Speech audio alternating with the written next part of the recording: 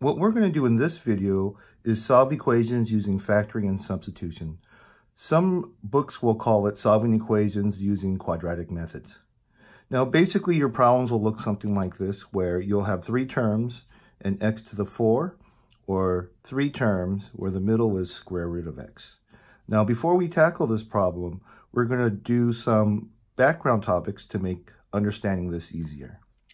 Now, let's say I were to give you a bunch of different problems to solve. All of these look similar, but each are different.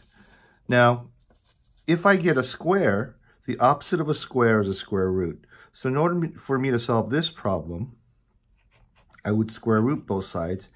Anytime you square root something, you have to add the plus or minus. And on this side, I would get x is equal to plus or minus 3. Now, if this side was negative, you would do the exact same thing.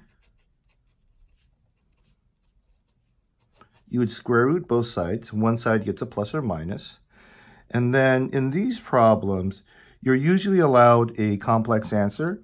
So we would change that minus 1 into a 3. Or you could put the I after the 3. It doesn't matter.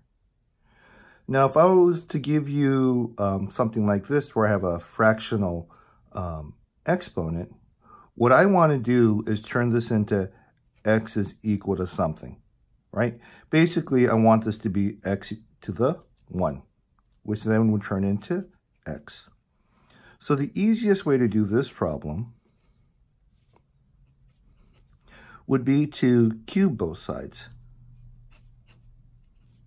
Now, let's remember that when we have something that looks like this, we multiply them. So in this case, when we multiply 1/3 by 1/3, we get x to the 3 over 3 is equal to 2 times 2 times 2 is 8. 3 divided by 3 turns into 1. And then we just get x is equal to 8. Now, if this side is negative, we would do exact same thing. We have x to the 1/3 is equal to negative 2. I would cube both sides. And then the 1/3 times 3 will turn into x to the 3 over 3 is equal to negative 2 times negative 2 times negative 2. I get x to the 1 is equal to negative 8, so x is equal to negative 8. Now, suppose we had problems that look like, well, let me leave this open. Square root is equal to 9. The opposite of a square root is a square. So what we would do is we would square both sides.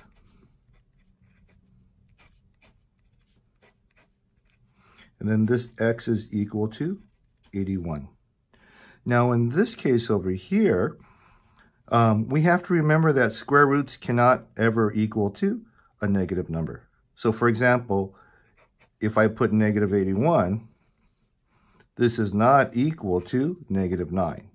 So in this case, there would be no solution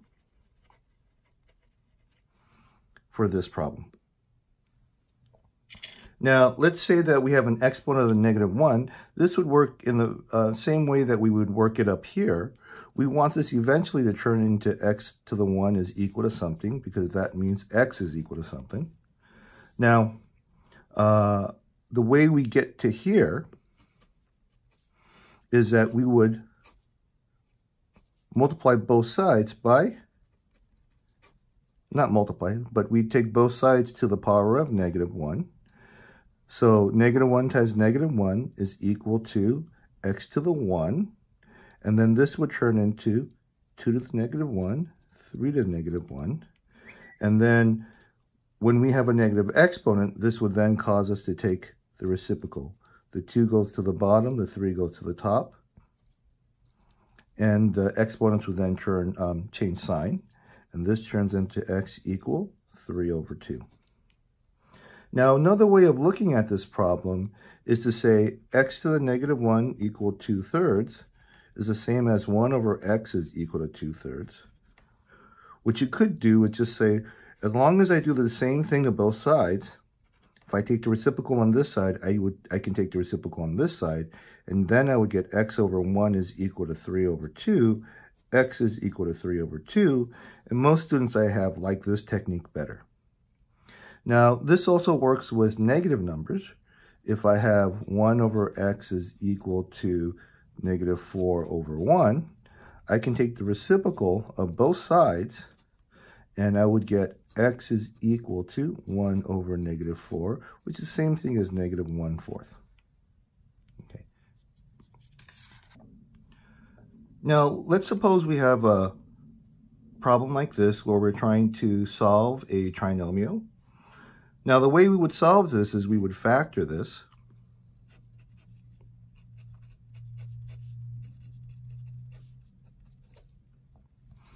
Now, since there's a multiplication that's in between here, we would set each factor equal to 0. And then we would get u is equal to -4, and u is equal to 2.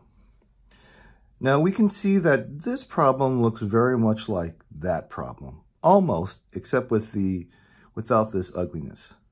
Now, if we were to line these up next to each other,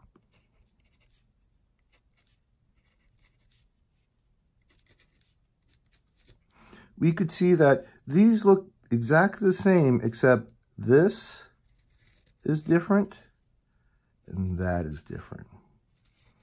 And what we want to do is have some way in which to convert this into u squared and this into u. So let's start this problem all over again.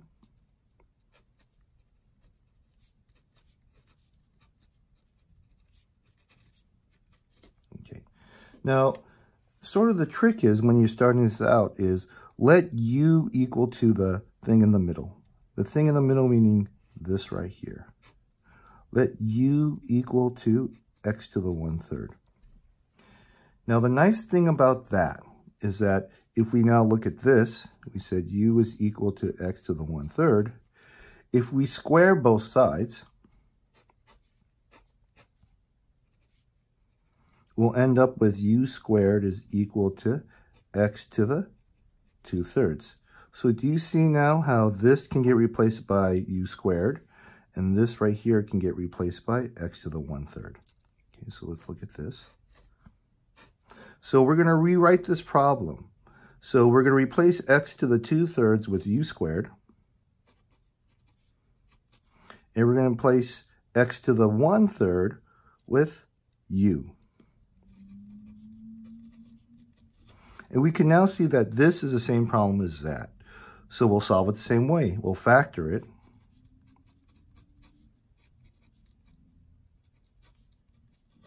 And then we'll get u is equal to -4, u is equal to 2. And then the original problem asks us for what are the x values that make this equation work? We have answers in u. So now we have to convert back to x's. So if we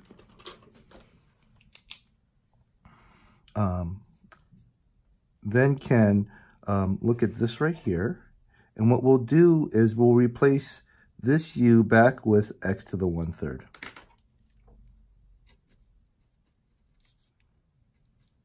Right, so we turn that u into x to the 1/3, and we're going to change this u into x to the 1/3.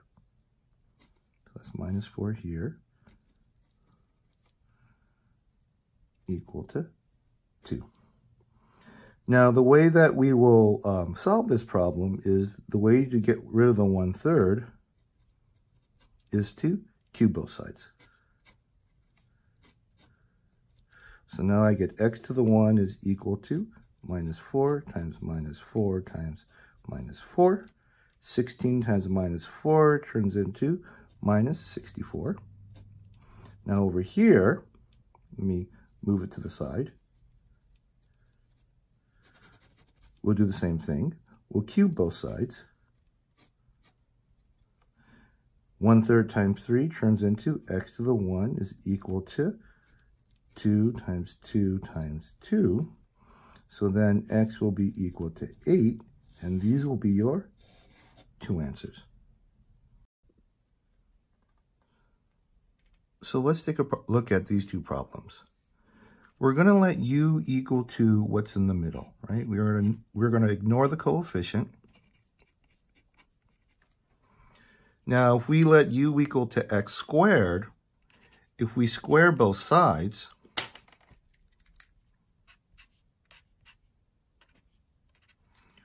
we'll see that x to the 4 will be equal to u squared. So what we're going to do is we're going to substitute out x4 and we're going to substitute x squared. X to the 4th power is going to be equal to u squared. And x squared, we said, is going to be equal to u. And then we're going to factor this. So we'll get u plus 4, u minus 2 is equal to 0. And we'll get u is equal to minus 4, and u is equal to 2. Now, the original question asks for what x values satisfy this equation. So we have to change our variables back. And we said prior that u is equal to x squared.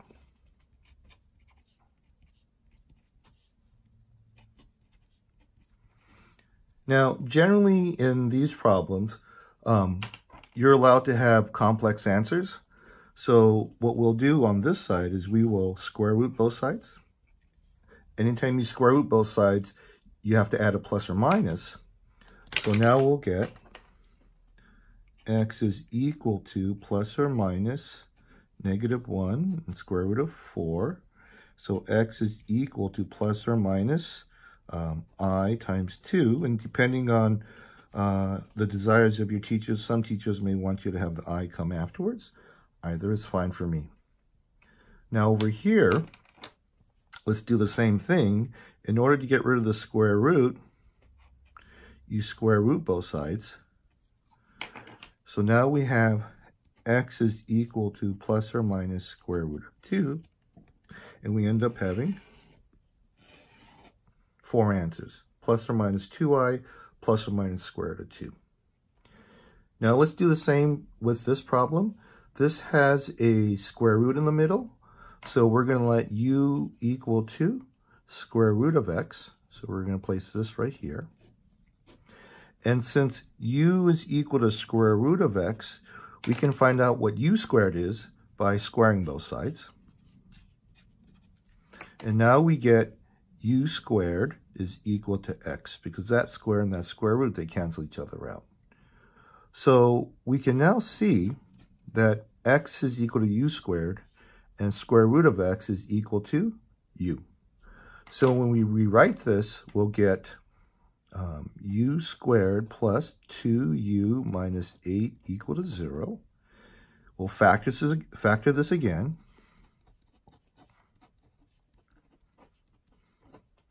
And then we'll get u is equal to minus 4, u is equal to 2. Now, we will then substitute back. Square root of x is equal to minus 4, and square root of x is equal to 2. And if we remember in our prior lessons, square roots can never be negative. It's impossible for you to put anything in here. So this is not equal to -4, and this is not equal to -4. There is no value of x that will give you a -4. So this is considered no solution. We just ignore that as an answer. We, however, can get that too if we square both sides. This x will be equal to 4. So in this case, we have only one answer. Now, I hope you start to see this pattern where basically each one of these turn into u squared u constant, u squared u constant. That's just the nature of these problems. So let's have a look at this problem. This also can be converted into u squared plus 2u minus 8 is equal to 0. And this whole thing turns into u. So basically, I have u is equal to 2x plus 3. So if I replace this with a u, you could also easily see that if this is equal to this, if we square both sides, this is now equal to u squared. So I've successfully transformed this thing into that thing. Now, let's go ahead and factor this. This turns into u plus 4, u minus 2 is equal to 0.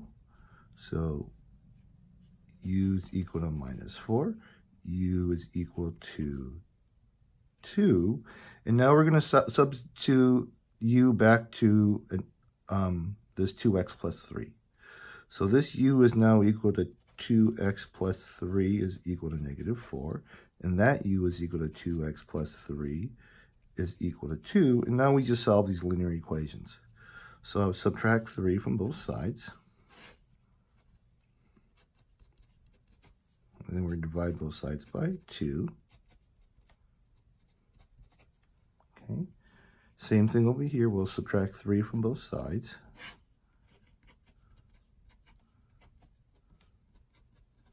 So now I have 2 answers here. Okay.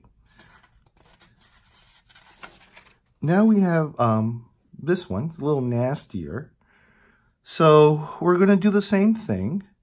I'm going to want to transform this thing into 8u squared plus 10u minus 3 is equal to 0. In order to do this, we're going to let u equal to the thing in the middle, this right here.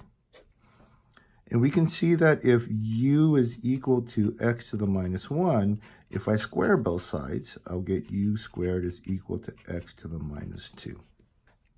Okay, that'll be equal to that. Okay, now let's x factor this. Now you can use whatever factoring technique you like. In my class, I use x factoring. Negative 24. And then we would get 12 minus 2. And then we would simplify this.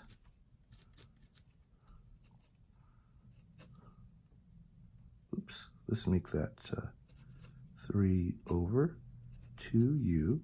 So this will turn into 2u plus 3 times 4u minus 1 equals 0. Now, if you have a hard time factoring these problems, I'll put a link to my video in the comment section to show you how to do this x factoring. It's not made yet, but I'll make it sometime this summer. Now let's solve this. I'll get 2u plus 3 is equal to 0. 4u minus 1 is equal to 0. Now let's solve both of these. 2u is equal to minus 3. U is equal to minus 3 divided by 2. 4u is equal to 1. U is equal to 1 over 4. Now let's substitute back in our x's. I'll get x to the minus 1 is equal to minus 3 over 2. And x to the minus 1 is equal to 1/4. And what we'll do here is we'll take the reciprocal of both sides. See this, 1 over x is equal to 1 over 4th. So if I take the reciprocal of one side, I can take the reciprocal of the other side. Same thing here. If I take the reciprocal of this side, I can take the reciprocal of that side, and I get x is equal to 4. Now we have 2 more problems, and these problems are a little different. They're sort of boutique problems. See, previously, all the problems we worked on had 3 terms. These, however, have 2 terms. Now what we'll do is we'll do something like, we'll work on something like a squared minus b squared is equal to a minus b, a plus b. Now let's remember how we use this formula. Okay, so if I had something that looked like, let's say, u squared minus 81, the way we would find our a And the way we would find our b is that we would